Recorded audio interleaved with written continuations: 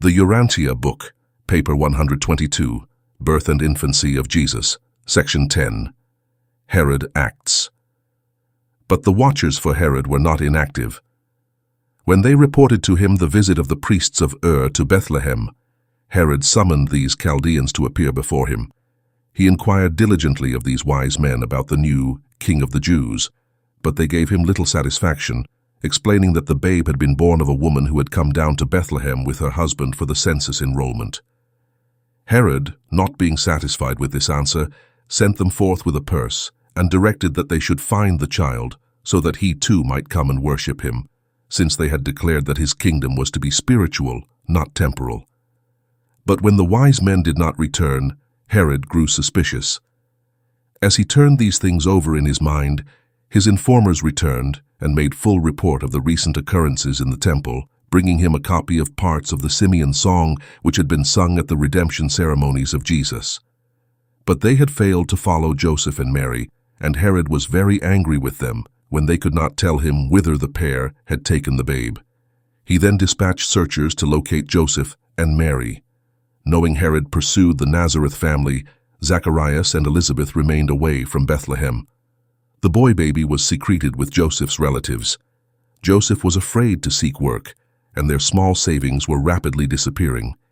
Even at the time of the purification ceremonies at the temple, Joseph deemed himself sufficiently poor to warrant his offering for Mary 2 young pigeons as Moses had directed for the purification of mothers among the poor. When, after more than a year of searching, Herod's spies had not located Jesus, and because of the suspicion that the babe was still concealed in Bethlehem, he prepared an order directing that a systematic search be made of every house in Bethlehem, and that all boy babies under 2 years of age should be killed. In this manner, Herod hoped to make sure that this child who was to become King of the Jews would be destroyed, and thus perished in one day 16 boy babies in Bethlehem of Judea. But intrigue and murder, even in his own immediate family, were common occurrences at the court of Herod. The massacre of these infants took place about the middle of October, 6 BC, when Jesus was a little over 1 year of age.